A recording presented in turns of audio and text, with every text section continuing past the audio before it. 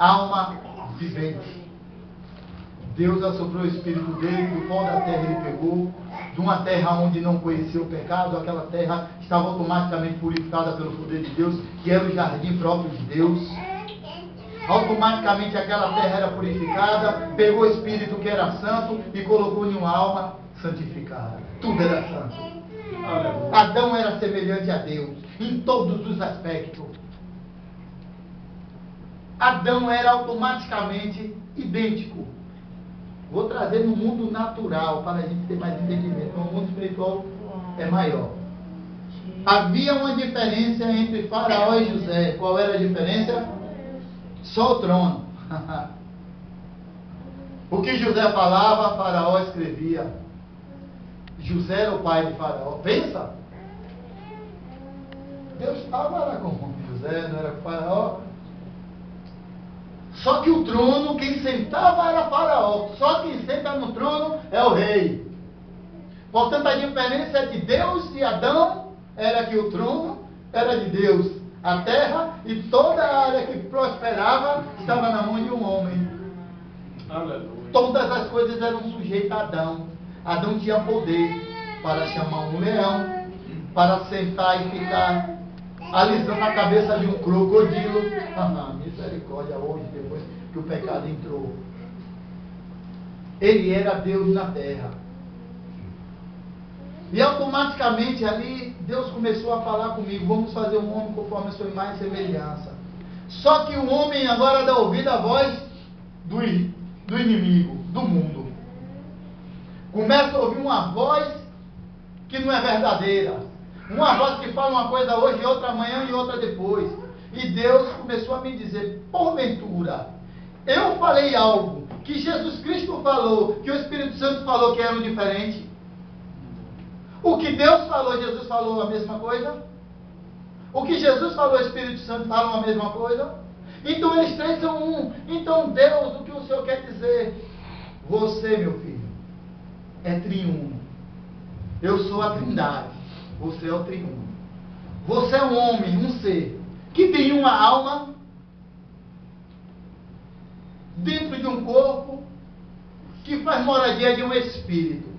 Alma, corpo e espírito é diferente. Portanto, Adão tinha tudo em uma só voz. A alma pensava o que o espírito pensava, e o corpo também. Só que o pecado entrou. Agora coloca uma alma pensando em uma coisa, o espírito falando outra, e o corpo andando em outra. É ou não é? Hoje a gente fala uma coisa e segue no que fala, ou de vez em quando a gente peca? A gente fala uma coisa, faz outra, age de outra. Portanto, o trabalho de Deus é trazer a gente de volta a isso aqui. Assim como o Pai, a Palavra e o Espírito Santo é um. Por isso que Jesus Cristo chegava com autoridade e dizia: quem vê a mim, vê o Pai. Porque o que eu falo, o que eu penso e o que eu ando, não vem de mim, mas vem do que o Pai fala, do que o Pai anda. Porque eu vejo o Pai fazendo assim, e assim também eu faço. Aleluia. Eu não faço nada diferente dele. Só que o inimigo agora faz o homem começar a andar em um caminho, falar outro e pensar outro. Ou não é? A gente pensa em milhões e automaticamente está confessando que não tem nada dentro de casa. Eu sou próspero para a glória, eu tenho tudo, mas daqui a pouco está dentro de casa. Isso quem falou foi o Espírito. O Espírito está usando até a pessoa dentro da igreja. Eu sou próspero mesmo, para a glória de Deus e tal, mas dentro de casa começa a alma a olhar para as compensas, não tem nada. Aí a alma já começa a falar: vixe, eu estava emocionado dentro da igreja, sabe? Quer dizer, já são diversas vozes, amado. Já são diversas vozes em nossos corpos. Por isso Deus vem em Cristo Jesus tentar agir de uma forma e colocar o corpo conforme a alma e o espírito falando as mesmas coisas. Para levar para Ele de novo. Deus nunca vai levar a gente desta forma. Ele vai transformar nossos pensamentos. Porque Ele, nós devemos transformar nossos pensamentos, como Paulo fala em Romanos capítulo 12, 1 e 2. Que nós devemos transformar o culto do nosso entendimento pela palavra de Deus, para experimentar qual é a boa, perfeita e agradável vontade de Deus. Aleluia. O Espírito, a Bíblia assim: o que era impossível ao homem foi possível a Deus. Ninguém conseguia cumprir os 10 mandamentos. Os 10 mandamentos apontavam para aqueles grandes homens de fé, mostrava para eles assim: vocês estão condenados. Outras palavras aí, misericórdia, como eu vou falar na igreja. Vocês estão condenados, não tem jeito. Vocês precisam de um Salvador. Busquem quem é esse Salvador. Busquem quem é esse Salvador. Só uma pessoa para cumprir esses 10 mandamentos. Então aqueles homens vinham vivendo de um tempo, de um outro, e surgia um e pecava outro, morria um e vinha outro, e vinha outro, e vinha outro, e vinha outro, e vinha outro, e ninguém cumpria. Mas a Bíblia diz que o Senhor e a misericórdia dele se renova a cada manhã. Graças a Jesus, amado. Não é a minha nem a sua obra, é Jesus Cristo que efetua tudo em todos. O querer e o efetuar é dele. Basta o cristão entregar a vida a ele, de corpo, alma e espírito, como sacrifício vivo. Portanto, Deus falava, eu falava com os patriarcas, os sumos sacerdotes, os reis e os profetas. Eu agia de uma forma, filho. Eu, pai, o cabeça, a alma de tudo, o pensamento de tudo. É Deus Pai. É aquele que pensa. A gente abrir nossa cabeça e tudo, a gente nunca consegue ver o nosso pensamento. Assim é Deus. Como a gente vai ver Deus se não for no corpo? Por isso que Deus passou um tempo, chegou em João Batista, automaticamente aí Deus para o tempo da lei judaica. Já era a quinta. Que tinha da inocência, a consciência, o governo humano, do reinado, aí vem a lei judaica, e nós estamos vivendo, a penúltima dispensação é a graça de Deus. Amém, amados? Amém. Amém, glória a Deus. E a gente está vivendo um tempo que não é fácil. Jesus Cristo pregou para os encarcerados, mas se eu e você morrer fora da graça de Deus, não tem mais misericórdia. Cadê a misericórdia que se renova a cada manhã? Acabou, só serve para os vivos. Os mortos não tem mais não. Jesus Cristo ainda pregou para aqueles caídos, aqueles que estavam presos. E automaticamente Deus, agora a Trindade corpo, vai operar no tempo dos apóstolos. É Jesus Cristo, o Deus em forma de ser humano. Vem agora o tempo. Agora Deus se coloca como o dono de tudo e agora deixa todos os projetos na mão de Jesus. Jesus Cristo vem e vive o tempo dos apóstolos. E automaticamente Jesus Cristo passa aquele tempo, prega da forma dele, do tempo do povo judeu, porque Jesus Cristo pegou muito para o povo judeu, falava de coisas que haviam de vir, porque ele era profeta, então ele profetizava, mas ele pregou aquele tempo judeu, gentio e judeu, havia uma briga entre gentio e judeu, era aquele povo que não era do povo escolhido, judeu, hebreu, era aquele povo que não era judeu, mas sim de uma nação fora, se chamava gentio, aquele povo que não servia a Deus. Então era gentio e judeu. Então havia uma briga, uma discriminação. Quem era o povo de Deus escolhido eram os judeus. Mas a Bíblia Sagrada diz que Deus enviou teu filho para os seus, mas os seus não receberam. Mas aqueles que o receberam o poder de serem chamados filhos de Deus. Agora, Jesus Cristo vem e morre, ressuscita ao terceiro dia. Ele sabia que em forma de ser humano ele não poderia estar em todos os lugares ao mesmo tempo. Então, automaticamente, ele envia o Espírito Santo para que esteja conosco em qualquer lugar, em qualquer situação. Nós vivemos a última fase da Trindade. Teve um tempo do Pai, teve um tempo do Filho, e estamos vivendo no tempo do Espírito Santo, aonde surgiu a nova geração. Por isso que Paulo diz, nem judeu, nem gentil, nem igreja de Deus, a geração igreja, onde Paulo diz, vós não sabeis que é templo e morada do Espírito Santo. Sou eu que prego agora o verdadeiro evangelho. Ele não era soberbo, porque ele entendeu que o tempo dele era o tempo da igreja. Então Paulo começa a pregar agora uma coisa diferente, que até exorta os apóstolos que andaram com Jesus. Paulo começa a ter um entendimento agora diferente. O tempo da dispensação do Espírito Santo. Passou o tempo da dispensação do Espírito Santo. Agora Jesus Cristo vem com glória, majestade, honra. Ele vem com tudo no milênio, amado. Ele não vem mais separado do Pai. Ele vem agora completo para o milênio, para pregar com os santos que foram salvos e levados no arrebatamento. Ainda pregar 1000 anos aqui na terra. Portanto, a Bíblia diz que 3 são os que testificam do céu. Agora eu pergunto a vocês: a sua alma está pensando no que o seu corpo diz? O seu espírito está condizendo com o que sua alma diz? Por isso que a nossa luta não é contra a carne nem contra a sangue. É contra os principados e potestades do mal.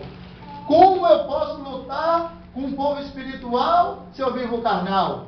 Como eu posso derrotar Satanás? Ah, mas Jesus Cristo derrotou. Jesus Cristo derrotou. Para Jesus, Satanás é derrotado. Para mim e para você, não. Eu e você precisamos andar em Cristo. Se eu andar em Cristo, eu sou mais que vencedor. Mas se eu não andar com Ele, qual é o oposto? Eu sou derrotado. Se eu vivo em santidade, buscando o que é correto, se eu ando das armaduras espirituais de Cristo, eu não vou botar uma espada de ferro, nem um capacete, nem um escudo, nem estar vestido por aí desse soldado romano, não, amado. Você sabe o que quer dizer o capacete? Ande pensando nas coisas de Deus. Se vier seta do inimigo, que nada vai acontecer. Não dá para você. Não vai acontecer. Deus falou que não vai. Eu começo a pensar: Deus, a situação aqui está difícil, mas eu creio e vou marchando que vai se cumprir. É difícil, mas não é impossível, porque isso não é impossível. O impossível Deus fez. O nosso espírito foi recriado em Deus. Eu não tinha como mudar o meu espírito, mas o que era impossível ao homem foi possível a Deus. Deus mudou o meu espírito, mas a minha alma e a sua alma, quem muda é eu e você, através da leitura da palavra. A palavra é que nos purifica. Não tem outra coisa. Não tem outra coisa. Você me levante 10 profetas aí, ele vai profetizar, mas eu fico com a profecia que não vai cair. 10 profetas podem falar e tudo cair por terra, mas a Bíblia diz que passará tudo que está na terra, mas a minha palavra, ela há de se cumprir. E muitas das vezes nós estamos indo atrás de a irmã que ora demais, ela é fogo puro. Amado, o fogo é do Espírito, é esse que habita dentro de mim e de você. Basta você crer que o Espírito opera dentro de mim e de você. Amém, amado?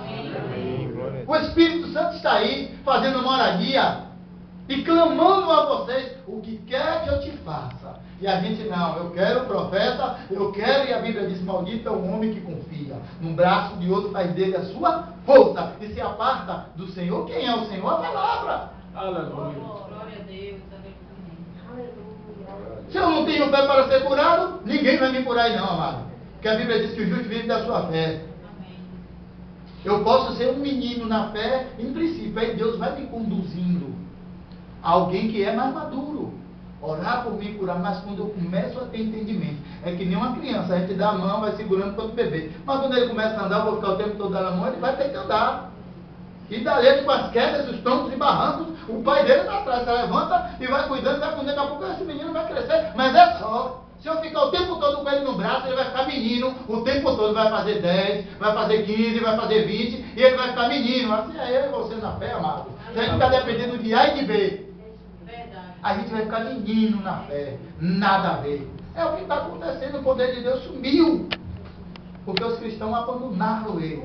Porque Paulo diz que orava para que os olhos do entendimento daquele povo em Éfeso fosse aberto para saber o poder que já opera dentro de nós.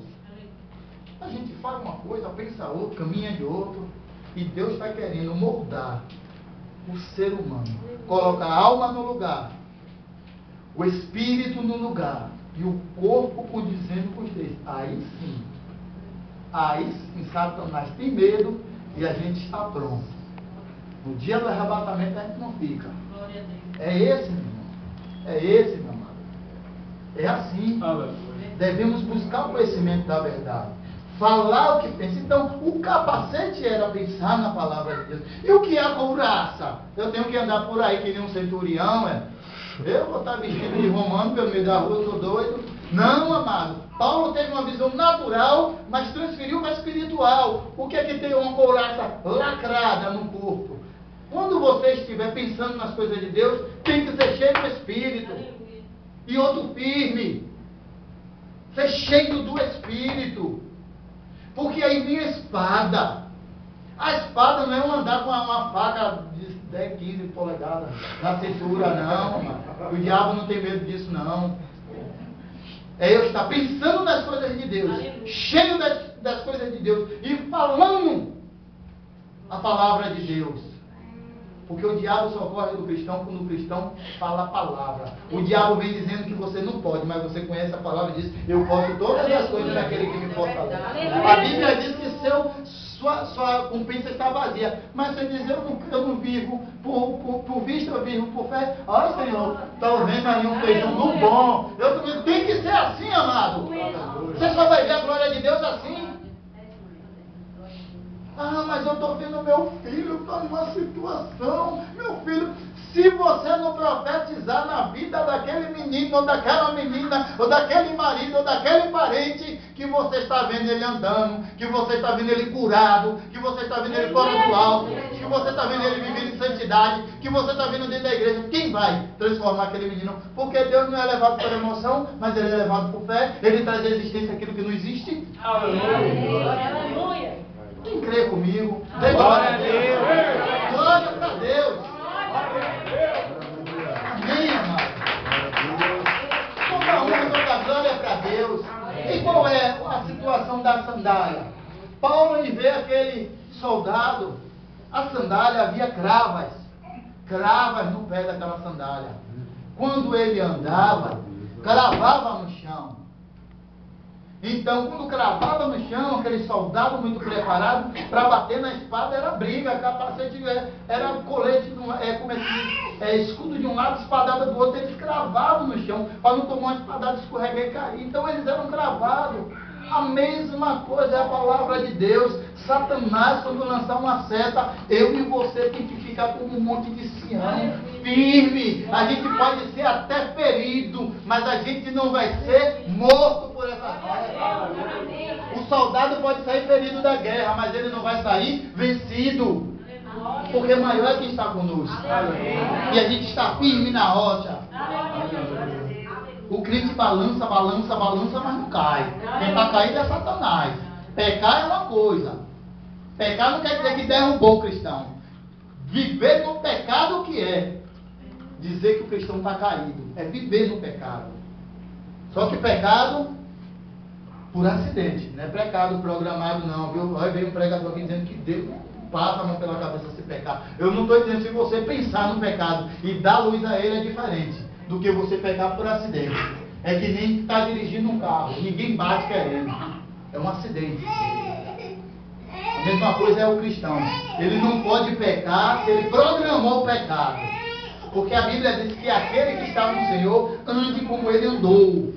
Porque quem peca, o que João está falando é que quem peca e vive no pecado, nunca ouviu, nenhum conhece. Estão vivendo de aparência.